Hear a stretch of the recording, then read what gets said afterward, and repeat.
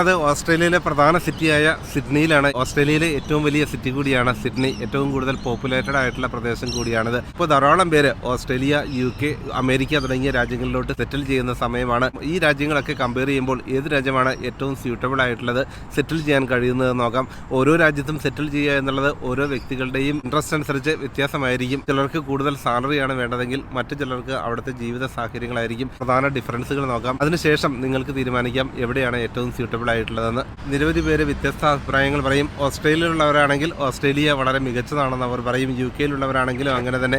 അമേരിക്കയുടെ കാര്യത്തിലാണെങ്കിൽ ലോകത്തിലെ ഏറ്റവും വലിയ സാമ്പത്തിക ശക്തിയാണ്. അമേരിക്കയിൽ താമസിക്കുന്നതിന്റെ പ്രാധാന്യത്തെക്കുറിച്ച് അവർ പറയും. എന്നാൽ ഈ രാജ്യങ്ങളിലൊക്കെ കുറെ നാൾ താമസിക്കുമ്പോഴാണ് അവിടുത്തെ യഥാർത്ഥ ഒരു ചിത്രം നമുക്ക് ലഭിക്കുകയുള്ളൂ. അമേരിക്കയിലും കാനഡയിലും UK-യിലും ഓസ്ട്രേലിയയിലും ഒക്കെ കുറെ നാൾ താമസിച്ചിട്ടുള്ളതുകൊണ്ട് തന്നെ ഈ രാജ്യങ്ങളെക്കുറിച്ചുള്ള പ്രധാന ഡിഫറൻസുകൾ നേരിട്ട് മനസ്സിലാക്കിയതുകൊണ്ടാണ് ഞാൻ ഈ കാര്യങ്ങളൊക്കെ പറയുന്നത്. പലർക്കും വ്യത്യസ്ത അഭിപ്രായങ്ങളായിരിക്കും. ചിലർക്ക് തണുപ്പ് ഇഷ്ടമുള്ളവരാണെങ്കിൽ അവർ UK-യിലോ അമേരിക്കയിലോ സെറ്റിലാകും. എന്നാൽ ചൂട് ഇഷ്ടപ്പെടുന്നവരാണെങ്കിൽ ഓസ്ട്രേലിയയിലോട്ട് വരും. കേരളത്തിലെ അതേ ക്ലൈമറ്റുള്ള സ്ഥലത്ത് താമസിക്കാൻ ആഗ്രഹമുള്ളവരും ഓസ്ട്രേലിയയിലോട്ടാണ് വരിക. വ്യത്യസ്തമായ ഒരു അറ്റ്മോസ്ഫിയറാണ് UK-യിലുള്ളത്. ചുറ്റുവട്ടത്തായി യൂറോപ്യൻ രാജ്യങ്ങളെല്ലാം സ്ഥിതി ചെയ്യുന്നു. വലിയ സപ്പോർട്ടീവ് ആയിട്ടുള്ള ഗവൺമെന്റ് തന്നെയാണ് ഓസ്ട്രേലിയയിലുമുള്ളത്. വളരെ ബ്യൂട്ടിഫുൾ ആയിട്ടുള്ള പ്രദേശങ്ങൾ, വിശാലമായി കിടക്കുന്ന ഏരിയ, കൂടുതൽ സാലറി ലഭിക്കുന്നു. കൺട്രി സൈഡ് ഏരിയകളിലാണെങ്കിൽ വലിയ വീട് വാങ്ങാനാകും. ഇത്തരം നിരവധി ഡിഫറൻസുകളാണുള്ളത്. UK, അമേരിക്ക, കാനഡ, ഓസ്ട്രേലിയ ഈ 4 രാജ്യങ്ങളെ കമ്പയർ ചെയ്യുമ്പോൾ എവിടെയായിരിക്കും ഏറ്റവും സ്യൂട്ടബിൾ ആയിട്ട് നമുക്ക് സെറ്റിൽ ചെയ്യാൻ പറ്റുക? ഈ 4 രാജ്യങ്ങളിലും കുറെ കാലം ഞാൻ താമസിച്ചിട്ടുള്ളതുകൊണ്ട് അവിടുത്തെ സിറ്റുവേഷൻസ് നേരിട്ട് മനസ്സിലാക്കാനായിട്ട് പറ്റി. ഇപ്പോൾ എല്ലാ ഇംഗ്ലീഷ് കൺട്രികളും ഏകദേശം സെയിം തന്നെയാണ്. സാലറിയിൽ അത്ര വലിയ ഡിഫറൻസുകളൊന്നുമില്ല. എന്നാൽ വർക്ക് വൈസ് എവിടെയായിരിക്കും കൂടുതൽ എളുപ്പം എന്ന് വല്ലതും ചോദിക്കാറുണ്ട്. നമുക്ക് 8-10 പ്രധാന ക്രൈറ്റീരിയകൾ നോക്കാം. അപ്പോൾ ഏത് രാജ്യമാണ് ഏറ്റവും സ്യൂട്ടബിൾ ആണെന്ന് നിങ്ങൾക്ക് തന്നെ തീരുമാനിക്കാം. ഇപ്പോൾ ഓരോ രാജ്യത്തും പോവുക എന്നുള്ളത് ഓരോരുത്തരുടെയും ചോയ്സ് ആണ്. നമുക്ക് ഇഷ്ടമുള്ള രാജ്യത്ത് പോകാം, സെറ്റിൽ ചെയ്യാം. അതിൽ ഏറ്റവും സ്യൂട്ടബിൾ ആയിട്ടുള്ള രാജ്യം ഏതാണെന്ന് തിരഞ്ഞെടുത്തുകൊണ്ട് നമുക്ക് പോവുകയാണ് ഏറ്റവും നല്ലത്. ഇപ്പോൾ പല രാജ്യങ്ങളിലും പല അഡ്വാൻറ്റേജുകളുണ്ട്, ഡിസഡ്വാൻറ്റേജുകളുണ്ട്. പല ഫാക്ടേഴ്സ് നമ്മൾ കൺസിഡർ ചെയ്യുമ്പോഴാണ് ഒരു രാജ്യം നമുക്ക് സ്ഥിരമായിട്ട് സെറ്റിൽ ചെയ്യാനായിട്ട് പറ്റുമോ തുടങ്ങിയ കാര്യങ്ങളൊക്കെ നമുക്ക് തീരുമാനിക്കാനാവുക. ആദ്യം നമുക്ക് സാലറിയുടെ കാര്യം നോക്കാം. ഇപ്പോൾ അമേരിക്കയിലോ കാനഡയിലോ UK-യിലോ ഓസ്ട്രേലിയയിലോ ആണെങ്കിൽ നമുക്ക് ഒരു മാസം ലഭിക്കുന്ന സാലറിയും അത് കഴിഞ്ഞുള്ള ചിലവും വെച്ച് നോക്കുകയാണെങ്കിൽ ഓരോ രാജ്യങ്ങളിലും കിട്ടുന്ന സാലറി എത്രയാണ്? UK-യുമായി ചെറിയൊരു സാലറി വ്യത്യാസം മാത്രമാണ് ഓസ്ട്രേലിയയിലുള്ളത്.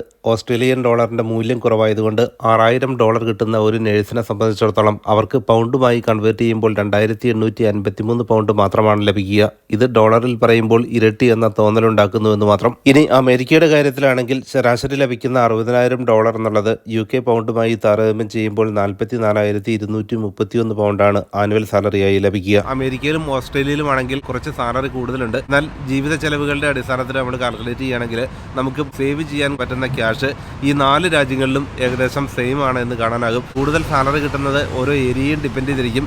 ഇപ്പോൾ UK-യുടെ കാര്യത്തിലാണെങ്കിൽ ലണ്ടനിലാണ് കൂടുതൽ സാലറി ഉള്ളതെങ്കിൽ മറ്റു പ്രദേശങ്ങളിൽ സാലറി കുറവായിരിക്കും. ഇതേ സാഹചര്യം തന്നെയാണ് ഓസ്ട്രേലിയയിലും കാനഡയിലും അമേരിക്കയിലും എല്ലാം ഉള്ളത്. അതുകൊണ്ട് തന്നെ സിറ്റി ഏരിയകളിൽ താമസിക്കുമ്പോൾ സാലറി കൂടും, അതിനനുസരിച്ച് ചിലവും കൂടും. ബാക്കിയുള്ള സേവിങ്സ് ഏകദേശം സെയിം ആവുകയും ചെയ്യും. ഇനി മറ്റ് പ്രധാന ക്രൈറ്റീരിയ ചിലവുകളുടെ കാര്യത്തിലാണ്. ഇപ്പോൾ UK-യിൽ ഇലക്ട്രിസിറ്റി എക്സ്പെൻസീവും ഗ്യാസ് ചിലവ് കുറവുമാണെങ്കിൽ ഓസ്ട്രേലിയയിൽ നേരെ തിരിച്ചാണ്. ഇവിടെ ഗ്യാസ് എക്സ്പെൻസീവും ഇലക്ട്രിസിറ്റി ചീപ്പുമാണ്. ഗ്യാസ് അടുപ്പിനേക്കാൾ കൂടുതൽ ഇലക്ട്രിക് അടുപ്പുകളാണ് ഓസ്ട്രേലിയയിൽ പ്രിഫറബിൾ ആയിട്ടുള്ളതും ചിലവ് കുറവുള്ളതും. ഇത് നേരെ വിപരീതമാണ് UK-യുടെ കാര്യത്തിലാണെങ്കിൽ. അമേരിക്കയിലാണെങ്കിലും ഗ്യാസ് അടുപ്പുകളാണ് കൂടുതൽ ഉപയോഗിക്കുന്നത്. കാനഡയിലും ഗ്യാസ് അടുപ്പുകളാണ് കൂടുതലായിട്ടുള്ളത്. ഇതേപോലെ ഓരോ രാജ്യത്തും ചിലവുകൾ വ്യത്യാസം വരും. ഇവിടെ റോഡ് മുറിച്ച് കിടക്കുന്നതും വ്യത്യസ്തമായ രീതിയിലാണ്. നമ്മളിതുപോലെ പ്രസ് ചെയ്യുകയാണെങ്കിൽ കുറച്ച് കഴിയുമ്പോഴേക്കും ഒരു പ്രത്യേക ഒരു സൗണ്ട് കേൾക്കും. അപ്പോൾ ആ സമയത്ത് നമുക്ക് റോഡ് മുറിച്ച് കിടന്നു പോകാം. പെട്ടെന്ന് തന്നെ ഗ്രീൻ ആവും. അപ്പോൾ മുറിച്ച് കിടക്കാനുള്ള സമയമാണ്.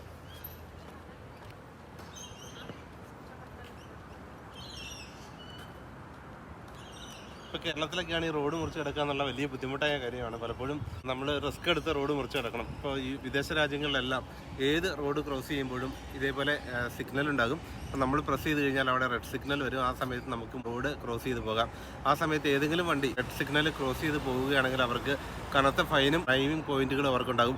12 ഡ്രൈവിംഗ് പോയിന്റുകൾ വന്നു കഴിഞ്ഞാൽ അവരുടെ ലൈസൻസും ക്യാൻസലാകും. അതുകൊണ്ട് തന്നെ വളരെ കെയർഫുൾ ആയിട്ട് മാത്രമാണ് ഡെവലപ്ഡ് കൺട്രികളിലെല്ലാം വാഹനം ഓടിക്കുന്നത്. ഇപ്പോൾ ഇവിടെ ഓസ്ട്രേലിയയിലാണെങ്കിലും UK-യിലോ അമേരിക്കയിലോ കാനഡയിലോ എവിടെയാണെങ്കിലും ഈ രീതിയാണ് സ്വീകരിച്ചിട്ടുള്ളത്. ഇത് അനേക വർഷം പഴക്കമുള്ള വലിയ മരമാണ്. അതിപ്പോഴും സംരക്ഷിച്ചിരിക്കുന്നു. ഇതേപോലെ ഗ്രീനറിക്ക് വലിയ പ്രാധാന്യം നൽകുന്ന ഒരു സിറ്റി കൂടിയാണ് സിഡ്നി. നമ്മൾ വിമാനത്തിൽ വരുമ്പോൾ തന്നെ ആ ഒരു ഗ്രീൻ അറ്റ്മോസ്ഫിയർ ആണ് എങ്ങും കാണാൻ കഴിയുക.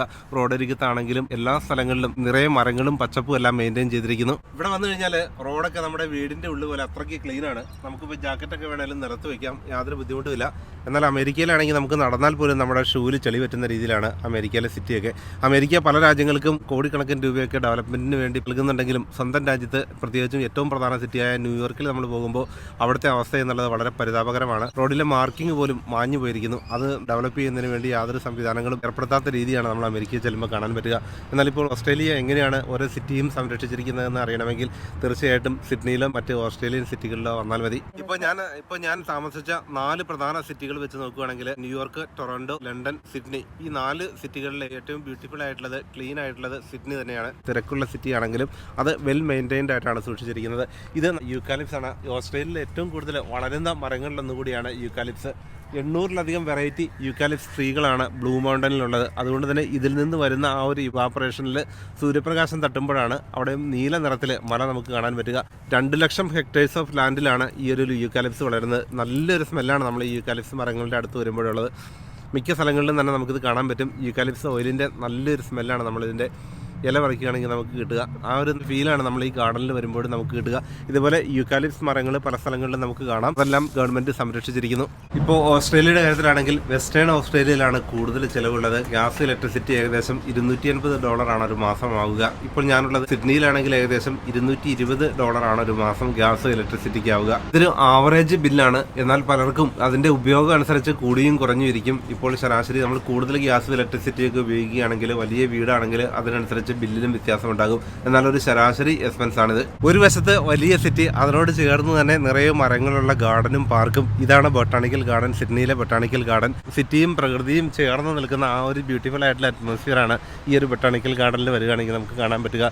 ഇവിടെ ശാന്തമായ ഒരു പ്രദേശമാണെങ്കിൽ ഇതിന് തൊട്ടടുത്ത് വലിയ ബിസി ആയിട്ടുള്ള സിറ്റി. ഇനി യുകെയുടെ കാര്യത്തിലാണെങ്കിൽ ആവറേജ് ബില്ല് ഗ്യാസ്, ഇലക്ട്രിസിറ്റിയോട് കൂടി ഏകദേശം £150 മുതൽ £200 വരെയാണ് ശരാശരി ആവുക. ഇനി അതും ഇതുപോലെ തന്നെ ഉപയോഗത്തിന്റെ അടിസ്ഥാനത്തിലാണ്. ഇനി കുറച്ച് ഉപയോഗിക്കുകയാണെങ്കിൽ £100 താഴെയായിരിക്കും ബില്ല്. ഇനി ഹെൽത്തും എഡ്യൂക്കേഷനാണ് ഏറ്റവും കൂടുതൽ ചിലവുള്ള ഒരു കാര്യം. യുകെയിൽ ഇത് രണ്ടും കംപ്ലീറ്റ്ലി ഫ്രീ ആണ്. യുകെയിൽ എത്തുന്ന സ്റ്റുഡൻസ് ആണെങ്കിൽ പോലും അവർക്ക് ഹെൽത്ത് കംപ്ലീറ്റ്ലി ഫ്രീ ആണ്. എത്ര രൂപയുടെ ട്രീറ്റ്മെന്റ് ആണെങ്കിലും യാതൊരു ക്യാഷും കൊടുക്കാതെ തന്നെ ആ ട്രീറ്റ്മെന്റുകളെല്ലാം കംപ്ലീറ്റ് ചെയ്യാനാകും. എന്നാൽ ഓസ്ട്രേലിയയിലാണെങ്കിൽ അങ്ങനെയല്ല. ഹെൽത്ത് ഇൻഷുറൻസ് ആവശ്യമാണ്. PR ലഭിച്ചതിന് ശേഷം മാത്രമാണ് കുട്ടികളുടെ എഡ്യൂക്കേഷനും ഹെൽത്തും ഫ്രീ ആയിട്ട് ലഭിക്കുകയുള്ളൂ. ഇത് രണ്ടും കംപ്ലീറ്റ്ലി ഫ്രീ ആണ് യുകെയിൽ. അമേരിക്കയിലും ഓസ്ട്രേലിയയിലും ഇത് ഹെൽത്ത് ഇൻഷുറൻസ് ആവശ്യമുള്ളത് കൊണ്ട് തന്നെ അത് കൂടുതൽ എക്സ്പെൻസീവ് ആയി മാറുകയും ചെയ്യും. മറ്റു പല രാജ്യങ്ങളിലും പലരും പറയാറുള്ള പ്രധാന കാര്യമാണ് കുട്ടികളുടെ എഡ്യൂക്കേഷൻ വളരെ എക്സ്പെൻസീവ് ആയിട്ടുള്ള കാര്യമാണെന്നുള്ളത്, പ്രത്യേകിച്ചും മിഡിൽ ഈസ്റ്റ് രാജ്യങ്ങളിലെല്ലാം. അതുകൊണ്ട് തന്നെയാണ് കൂടുതൽ പേരും യുകെയിലോട്ട് സെറ്റിൽ ചെയ്യാനായി താല്പര്യം കാണിക്കുന്നത്. ഇപ്പോൾ യുകെയിലാണെങ്കിൽ ഒരു 16 ഡിഗ്രി ടെമ്പറേച്ചർ വരുമ്പോഴേക്കും നമുക്ക് നല്ല തണുപ്പ് ഫീൽ ചെയ്യുമെങ്കിൽ ഇവിടെ നേരെ വിപരീതമാണ്. ഫീൽ ലൈക്ക് 20 ഡിഗ്രിയാണ് നമുക്ക് ഇവിടെ തോന്നുന്നത്. നല്ലൊരു അറ്റ്മോസ്ഫിയർ ആണ്. പ്രത്യേകിച്ച് നമുക്ക് തണുപ്പ് ഫീൽ ചെയ്യാതെ എന്നാൽ തണുപ്പുള്ള ഒരു അറ്റ്മോസ്ഫിയർ കൂടിയാണ് സിഡ്നി. മറ്റു പ്രദേശങ്ങളിലൊക്കെ ഡിഫറൻറ്റ് വെതർ കണ്ടീഷനാണ് ഓസ്ട്രേലിയയിലുള്ളത്. ഏറ്റവും നല്ല വെതറുള്ള പ്രദേശങ്ങളിലൊന്നും കൂടിയാണ് സിഡ്നി. യുകെയിലെ ഹെൽത്ത് കെയർ സിസ്റ്റം ആണെങ്കിൽ പലപ്പോഴും ബിസി ആകാറുണ്ട്. അതുകൊണ്ട് തന്നെ ഒരു ട്രീറ്റ്മെന്റ് കിട്ടുക എന്നുള്ളത് കാത്തിരിക്കേണ്ട കാര്യമാണ്. എന്നാൽ എമർജൻസി ട്രീറ്റ്മെന്റുകളൊക്കെ പെട്ടെന്ന് ലഭിക്കും. ചെറിയ കാര്യങ്ങൾക്ക് പോലും NHSലോട്ട് ധാരാളം പേര് എത്തുന്നുള്ളത് കൊണ്ട് തന്നെ NHS പലപ്പോഴും ബിസി ആകാറുണ്ട്. ആ ഒരു സാഹചര്യത്തിൽ പല ട്രീറ്റ്മെന്റുകൾക്കും മാസങ്ങളോളം കാത്തിരിക്കേണ്ട സാഹചര്യങ്ങളുണ്ടാകും. ഓസ്ട്രേലിയയുടെ കാര്യത്തിലാണെങ്കിലും അമേരിക്കയിലാണെങ്കിലും ഇതേപോലെ കാത്തിരിപ്പ് സമയം കൂടുതൽ തന്നെയാണ്. എന്നാൽ കമ്പാരിറ്റീവ്ലി യുകെയിൽ കൂടുതൽ സമയം കാത്തിരിക്കേണ്ടതുണ്ട്. ഓസ്ട്രേലിയയിൽ എത്തുകയാണെങ്കിൽ ആദ്യം തന്നെ ഹെൽത്ത് ഇൻഷുറൻസ് എടുക്കുക. ഓസ്ട്രേലിയയിൽ എത്തുന്നവരെ ആദ്യ 12 മാസക്കാലം അവർക്ക് പ്രഗ്നൻസി ഉൾപ്പെടെയുള്ള കാര്യങ്ങൾ ഫ്രീ അല്ല.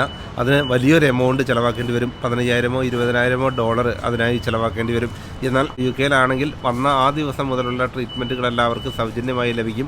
യാതൊരു ക്യാഷ് നൽകേണ്ടതില്ല. ഡെലിവറി ഉൾപ്പെടെയുള്ള കാര്യങ്ങൾക്കാണെങ്കിൽ അതിൽ നിന്ന് വ്യത്യസ്തമാണ് ഓസ്ട്രേലിയയുടെ കാര്യത്തിൽ. അമേരിക്കയിലും ഇതേപോലെ തന്നെ ഹെൽത്ത് ഇൻഷുറൻസ് ആവശ്യമാണ്. ഇത് എക്സ്പെൻസീവ് ആയിട്ടുള്ളൊരു കാര്യമായതുകൊണ്ട് തന്നെ നമ്മുടെ ചിലവുകളും അതിനനുസരിച്ച് വർദ്ധിക്കും. സാധാരണ നമ്മൾ എവിടെ പോയാലും കുപ്പിവെള്ളം വാങ്ങിയിട്ട് വേണം നടക്കാനായിട്ട്. യൂറോപ്പിലാണെങ്കിലും വേറെ രാജ്യങ്ങളാണെങ്കിലും ഇവിടെ എല്ലായിടത്തും ഡ്രിങ്കിങ് വാട്ടർ വെച്ചിട്ടുണ്ട്. ലോകത്തിൽ തന്നെ ഏറ്റവും ക്വാളിറ്റിയുള്ള വെള്ളമാണ് സിഡ്നിയിലും മെൽബോണിലും ഉള്ളത് എന്നാണ് അവിടെ അവകാശപ്പെടുന്നത്. ഏറ്റവും നല്ല വെള്ളമാണ് ഇവിടെ കിട്ടുന്നത്. മറ്റൊരു പ്രധാന ഏരിയ പബ്ലിക് ട്രാൻസ്പോർട്ടാണ്. ഇപ്പോൾ ഓസ്ട്രേലിയയിലാണെങ്കിൽ സിറ്റി ഏരിയകളിലൊക്കെ പബ്ലിക് ട്രാൻസ്പോർട്ടുകൾക്ക് നല്ല പ്രാധാന്യമുണ്ട്. ട്രാമുകളൊക്കെ സൗജന്യവുമാണ്. സിറ്റിക്ക് പുറമെ പോവുകയാണെങ്കിൽ പബ്ലിക് ട്രാൻസ്പോർട്ടുകൾ തീരെയില്ല. അതുകൊണ്ട് തന്നെ യാത്ര ചെയ്യണമെങ്കിൽ തീർച്ചയായിട്ടും നമുക്ക് കാർ ഉണ്ടായിരിക്കണം. അത് എക്സ്പെൻസീവ് ആയിട്ടുള്ള കാര്യമാണ് എപ്പോഴും കാർ ഉപയോഗിക്കുക എന്നുള്ളത്. നിരവധി പേരെത്തുന്നത് കൺട്രി സൈഡ് ഏരിയകളിലായതുകൊണ്ട് തന്നെ ട്രാൻസ്പോർട്ടേഷൻ ഒരു ചിലവുള്ള കാര്യമായി മാറുകയും ചെയ്യും. അമേരിക്കയിലും ഈ ഒരു സാഹചര്യം തന്നെയാണ്. സിറ്റി ഏരിയകളിൽ പബ്ലിക് ട്രാൻസ്പോർട്ട് കൂടുതലുണ്ടെങ്കിൽ കൺട്രി സൈഡ് ഏരിയകളിലോട്ട് പോകുമ്പോൾ പബ്ലിക് ട്രാൻസ്പോർട്ടുകൾക്ക് തീരെ പ്രാധാന്യമില്ല. കാനഡയിലും ഈ സാഹചര്യം തന്നെയാണുള്ളത്. UK ചെറിയൊരു രാജ്യമായതുകൊണ്ട് തന്നെ എല്ലായിടത്തും നമുക്ക് യാത്ര ചെയ്യുന്നതിന് പബ്ലിക് ട്രാൻസ്പോർട്ടുകൾക്ക് വലിയ പ്രാധാന്യം നൽകിയിരിക്കുന്നു. ഇവിടുത്തെ സ്ഥലങ്ങളുടെ പേരൊക്കെ UK സ്ഥലങ്ങളുടെ പേര് പോലെ തന്നെയാണ്. ഇതിപ്പോൾ ലിവർപൂളിലോട്ടുള്ള ട്രെയിനാണ്. അത് റീജൻ പാർക്ക് വഴിയാണ്. ഈ രണ്ട് സ്ഥലങ്ങളും UK പ്രശസ്തമായ സ്ഥലങ്ങളാണ്. ലണ്ടനിലാണെങ്കിൽ നമ്മൾ ഓയിസ്റ്റർ കാർഡ് ഉപയോഗിക്കുന്ന പോലെ ഓപ്പൽ കാർഡാണ് ഉപയോഗിക്കുന്നത്. അതല്ലെങ്കിൽ നമ്മുടെ ബാങ്ക് കാർഡ് ടച്ച് ചെയ്ത് നമുക്ക് യാത്ര ചെയ്യാം. ലണ്ടനുമായി താരതമ്യം ചെയ്യുമ്പോൾ ഹോട്ടലിൽ അത്ര എക്സ്പെൻസീവ് അല്ല. ഒരു 150 പൗണ്ടിന് നമുക്ക് ബ്രേക്ക്ഫാസ്റ്റ് എല്ലാം ഉൾപ്പെടെയുള്ള അക്കോമഡേഷനാണ് 4-സ്റ്റാർ ഹോട്ടലിൽ നമുക്ക് ലഭിക്കുക. ഇനി ആംസ്റ്റർഡാമിലോ ലണ്ടനിലോ ഒക്കെ ആണെങ്കിൽ ഇതിനേക്കാൾ കൂടുതലാണ് നമുക്ക് അവിടെ ഹോട്ടൽ അക്കോമഡേഷൻ നൽകേണ്ടത്. കമ്പാരിറ്റീവ്ലി കുറഞ്ഞ എക്സ്പെൻസ് തന്നെയാണ് സിഡ്നിയിലെ ഹോട്ടലിലുമുള്ളത്. മെൽബണിലാണെങ്കിലും ഏകദേശം ഈ ഒരു ചാർജ് തന്നെയായിരുന്നു നമ്മളവിടെ താമസിച്ച ഹോട്ടലിൽ. ഇതൊരു പ്രധാന പോയിന്റാണ്. സർക്കുലർക്ക് ഇവിടെ ഇങ്ങോട്ട് ട്രാമുകളുണ്ട്. ലണ്ടനിലോ ന്യൂയോർക്കിലോ ഒക്കെ ആണെങ്കിൽ ഫ്രീ ആയിട്ടുള്ള യാത്ര ഇന്നും നമുക്ക് കാണാൻ പറ്റില്ല. എന്നാൽ ഓസ്ട്രേലിയയിൽ വരികയാണെങ്കിൽ ഇത് നമുക്ക് കംപ്ലീറ്റ്ലി ഫ്രീ ആയിട്ട് യാത്ര ചെയ്യാൻ പറ്റുന്ന ആ ഒരു ഏരിയ കൂടി ഗവൺമെൻറ് നൽകുന്നു. ടൂറിസ്റ്റുകളെയൊക്കെ വെൽക്കം ചെയ്യുന്നതിന് വേണ്ടിയാണ് ഈ ഒരു സംവിധാനം നൽകിയിട്ടുള്ളതും. എപ്പോഴും ട്രാമുകളുണ്ട്. പബ്ലിക് ട്രാൻസ്പോർട്ടുകൾ ധാരാളമുള്ള ഏരിയയാണ് പ്രധാന സിറ്റികൾ. എന്നാൽ സിറ്റിയിൽ നിന്ന് മാറുമ്പോൾ മാത്രമാണ് പബ്ലിക് ട്രാൻസ്പോർട്ടുകൾ കാര്യമായി ഇല്ലാത്തത്. അതെല്ലാം നല്ല ഹൈ സ്റ്റാൻഡേർഡിലുള്ള ട്രാമുകളാണ് നമുക്ക് ഇവിടെ എല്ലാം കാണാൻ പറ്റുക. എല്ലാ 4 മിനിറ്റിലും ട്രാമുകളുണ്ട് ഇങ്ങോട്ട്. ഇത് പ്രധാനപ്പെട്ട ഒരു തീരപ്രദേശവും നല്ല ബ്യൂട്ടിഫുൾ ആയ ഷോപ്പിംഗ് സെന്ററുകളും എല്ലാം ചേർന്ന പ്രധാന സ്ഥലമാണ്. ലോക ഹാപ്പിനെസ് ഇൻഡെക്സ് എടുക്കുകയാണെങ്കിൽ 1-ാം സ്ഥാനത്ത് വരുന്നത് ഫിൻലൻഡാണ്. ഓസ്ട്രേലിയ എത്തുന്നത് 10-ാം സ്ഥാനത്തും UK 20-ാം സ്ഥാനത്തും അമേരിക്ക 23-ാം സ്ഥാനത്തുമാണുള്ളത്. പല ജീവിത സാഹചര്യങ്ങളും പരിഗണിച്ചുകൊണ്ടാണ് വേൾഡ് ഹാപ്പിനെസ് ഇൻഡെക്സ് തയ്യാറാക്കുന്നത്. അപ്പോൾ ഓസ്ട്രേലിയ UK-യെക്കാളും അമേരിക്കയെക്കാളും മുന്നിലെത്തുന്നു. ലണ്ടനിലൂടെ യാത്ര ചെയ്യുകയാണെങ്കിൽ വലിയ ക്രൗഡഡ് ആയിട്ടുള്ള ഒരു പ്ലേസ് ആണത്. ധാരാളം പേര്, എപ്പോഴും നല്ല തിരക്കുള്ള സ്ഥലം. എന്നാൽ ഓസ്ട്രേലിയയിൽ നമ്മൾ എത്തുമ്പോൾ അത്രയൊരു തിരക്ക് നമുക്കെങ്കിലും കാണാനായി സാധിക്കില്ല. ഇപ്പോൾ സിഡ്നിയിൽ നമുക്ക് ഇതുപോലെ കാണാം. സ്ട്രീറ്റുകളിലൊന്നും അധികം ജനങ്ങളില്ല. ഇനി വൈകുന്നേരം ഓഫീസൊക്കെ കഴിയുന്ന സമയത്ത് കുറച്ച് തിരക്കുണ്ടെങ്കിലും ബാക്കി സമയങ്ങളിലൊക്കെ ഇതുപോലെ ഫ്രീ ആയിട്ടുള്ള സമയമാണ്. അമേരിക്കയിലും സിറ്റികളിലാണെങ്കിൽ ആ തിരക്ക് നമുക്ക് കാണാം. മറ്റ് സ്ഥലങ്ങളിലൊക്കെ അധികം തിരക്കില്ല. വലിയ രാജ്യമായതുകൊണ്ട് തന്നെ കാനഡയിലും ഈ ഒരു പൊതു സാഹചര്യം തന്നെയാണ് നമുക്ക് കാണാനായി സാധിക്കുക.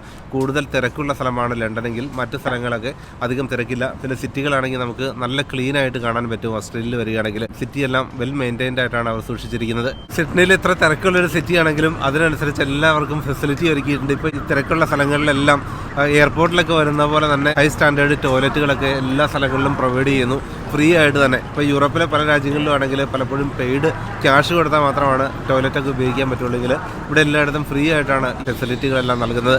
അതുപോലെ തന്നെ സ്ട്രീറ്റുകളാണെങ്കിലും എപ്പോഴും മെയിൻറ്റെയിൻ ചെയ്യുന്നതിന് വേണ്ടി, ക്ലീൻ ചെയ്യുന്നതിന് വേണ്ടിയുള്ള സംവിധാനങ്ങളുണ്ട്. അതുകൊണ്ട് തന്നെ നല്ലൊരു ആംബിയൻസ് ആണ് നമ്മുടെ സിഡ്നിയിൽ വരുമ്പോൾ നമുക്ക് ലഭിക്കുക. എല്ലാ കോർണറുകളിലും കോഫി ഷോപ്പുള്ള അപൂർവം രാജ്യങ്ങളിൽ ഒന്നുകൂടിയാണ് ഓസ്ട്രേലിയ.